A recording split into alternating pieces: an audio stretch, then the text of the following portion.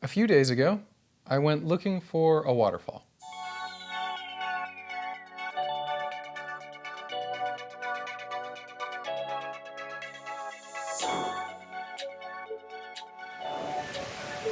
Well, I found it.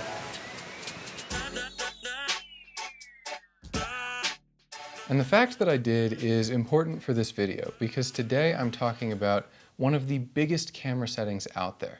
It's called shutter speed, and there's no better subject to photograph while I'm talking about shutter speed than a waterfall. Now, step one, before I even explain what shutter speed is, I just want to demonstrate how it works by showing you a few sample photos. And the only thing that I changed in each picture is the shutter speed. Here they are. Now, from left to right, a fast shutter speed to a slow shutter speed. Another way to phrase that would be a short exposure on the left and a long exposure on the right. And immediately you can see that the biggest difference here is how bright the photos are. And that brings us to the definition of shutter speed. It's actually pretty simple. There's something called shutter curtains that sit in front of your camera sensor and block the light. It's very similar to the shutters on a window. It's not some fancy terminology.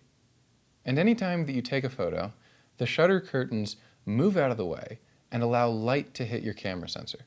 That's how you get a photo in the first place. Shutter speed is just the length of time that your camera sensor, or your film, ends up exposed to the light. That's all there is to the definition. But from that definition, you can probably see why those four photos have different brightness levels. The brightest one, with a long exposure, literally captured more light. The shutter curtains were open for a longer period of time. And then the darkest photo, with a fast shutter speed, was only exposed to the outside world for a brief fraction of a second. And now I'm going to fill in the blanks with the actual shutter speeds that I used here. On the left, I was at 1/100th of a second shutter speed. On the right, I was at 0.4 seconds. And then of course there's the shutter speeds in between. These are all very normal values for something like landscape photography. The longest shutter speed that I used here was 0.4 seconds, but you can set up to 30 seconds on most cameras today. And in fact, with a special remote accessory, you can extend that without any real limit. And even though my shortest exposure here was 1/100th of a second, you can set 1/4000th of a second on most cameras, and even 1/8000th on many of them. That's just insanely fast. And also very dark, because you're only capturing light for 1/8000th of a second. You just won't get very much of it. So why does the range need to be so large? 1/8000th of a second all the way to 30 seconds. The basic answer is just that some places are brighter than others. If you're camping out under the full moon, for example, you don't have that much light to work with. You'll probably need a very long exposure just to capture much of a photo in the first place, like this photo, which I took at 30 seconds. But then the next morning, you wake up and the sun is bright. In that case, you'll need a much shorter exposure, anything like 30 seconds, and your entire photo is just going to be white, totally overexposed. Here, in this example, I used a shutter speed of 1/800th of a second. Now, both photos are properly exposed, but that was only possible because I used my shutter speed to compensate for the available light. So hopefully that's a good demonstration of how and why shutter speed affects the amount of light that you capture. It's not the only way to change how much light you capture, but it definitely is one of the most important. Let's jump back to those waterfall photos again. You might notice one more difference between them, especially when I zoom in. The motion in the waterfall is different. The water droplets in the first photo are almost frozen in place. By comparison, the later photos have increasingly more motion blur.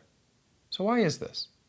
Well, remember how shutter speed works at a fundamental level. It's the amount of time that your camera sensor is exposed to the outside world. So if you think about it, anything that moves a significant amount during your exposure will not be pin sharp in the photo. It'll kind of have a ghost behind it, like the water droplets do here. And even something that moves slowly can still be blurry if your shutter speed is long enough. One of the more famous examples is the Milky Way at night. The stars are obviously moving very slowly across the sky, but even then, if I use something crazy like a 5-minute shutter speed, I can get very blurry stars in my photo. But let's look at a more typical example. A really easy one is something like a ceiling fan that's moving at a constant rate. If I take one photo at a fast shutter speed, like 1/800th of a second, the fan looks almost motionless. It's not actually motionless, but it appears that way in the photo. If I take another photo at, say, 1/50th of a second, we're getting a lot more motion blur. And if I go all the way to 1/3 of a second, it doesn't even look like there are fan blades anymore. It's just one giant blur. Still, the light bulbs in the center are totally sharp because they didn't move during the exposure. Now you're probably already thinking about how much creativity this unleashes for the real world. You can use long exposures to capture amazing photos of something like the ocean, or fireworks, or really anything that moves. And you can use fast shutter speeds to get pin-sharp photos of subjects like sports or wildlife. But before I go into all that, I just want to make a quick side note. Normally, these 3 photos would have had huge differences in how bright they are. In this demonstration, I corrected for that with 2 other camera settings, aperture and ISO. I won't talk about them in this video, but I'll explain them in some future videos because they're all very closely connected. And let me jump back to another example photo. If you can, try to guess what shutter speed I used here. I know it's early to throw out a pop quiz, but it really helps to look at a photo and try to figure out what camera settings the photographer used. Ready? My shutter speed here was exactly 1 second. And there are some clues. First off, there's definitely motion blur in this picture. You can see all the streaking in the foreground, and the waves in the background definitely are not pin sharp. And that's because 1 second is a pretty long shutter speed. But it's also not too long. We do still have some shapes in the water, and that's pretty clear. I mean, if this were something like a 30-second shutter speed, you'd have more than just one wave crashing ashore. Here's another ocean photo, but this time with 30 seconds. Huge difference. The water barely even looks like water in this photo. It really looks like someone here turned on a fog machine. And that's even more true in this next photo. Also 30 seconds. Here it was just wave after wave crashing onto the shore, and the result looks like nothing we would ever see in our day-by-day life. That's one of the huge powers of shutter speed, but it's also a potential source of blurry photos. If you're photographing some fast-moving subject that you want completely sharp, like a bird flying through the sky, you need to be very careful that your shutter speed is fast enough. 1/10 of a second, for example, won't cut it. You'll get a blurry photo every time. And even if your subject is completely motionless, how often are you hand-holding your camera rather than using a tripod? Because no one can hold their camera perfectly steady without any movement. And of course, camera movement makes your photos blurry. So then what shutter speeds are safe?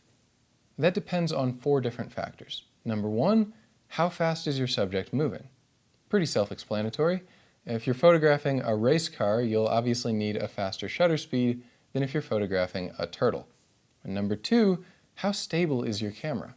There's a big difference between a tripod, a monopod, hand-holding your camera, and even hand-holding from a helicopter. And there's also some cameras or lenses with image stabilization, and this compensates and affects how much camera shake you actually capture. And number 3, how far zoomed in is your lens, and how much are you cropped? In either case, when you're magnifying your subject, you also magnify the blur in your photo, so you'll need a faster shutter speed in order to compensate. And then number 4, how close are you to your subject? If you get extremely close to what you're photographing, just a small amount of movement, either from your camera or from your subject, can result in a huge amount of blur. And those are the 4. That's really all the background that you need to know before going out and testing this yourself. But some photographers may still want some more specific recommendations. If you do, the basic rule that you'll hear about is to use a shutter speed of 1 over your focal length, right? So if you're using a 50mm lens, use a shutter speed of 1/50th of a second or faster. I don't love this rule, personally. I don't think that it's flexible enough to deal with the huge variety of things that photographers shoot, and a lot of times you'll still get blurry photos when you use it. But if you're a complete beginner at shutter speed and you have no idea where to start, it will at least get you into the right ballpark. Still, it's no substitute for practice. At the end of the day, you just need to go out there and develop your own internal sense of what shutter speeds to use in a given situation. And I'll be frank here, it's not always easy. If it's dark out and you're taking pictures of a moving subject, you're kind of facing conflicting goals here. You will want a long exposure in order to capture a lot of light, but you can't use a long exposure or your subject is going to look blurry. Luckily, shutter speed is not the only camera setting available. Two of the others, which I briefly mentioned earlier in this video, are aperture and ISO. And those are complicated topics in their own right, so they'll be the next two videos in our series about exposure. But for now, hopefully, you have a good background at least on shutter speed. And the 5-second recap is it changes how much light you capture and how much motion blur. Obviously, internalizing that and picking the right shutter speed is a bit more complicated. But that's why my motto is always just to keep practicing. That's the best way to learn anything in photography, shutter speed included.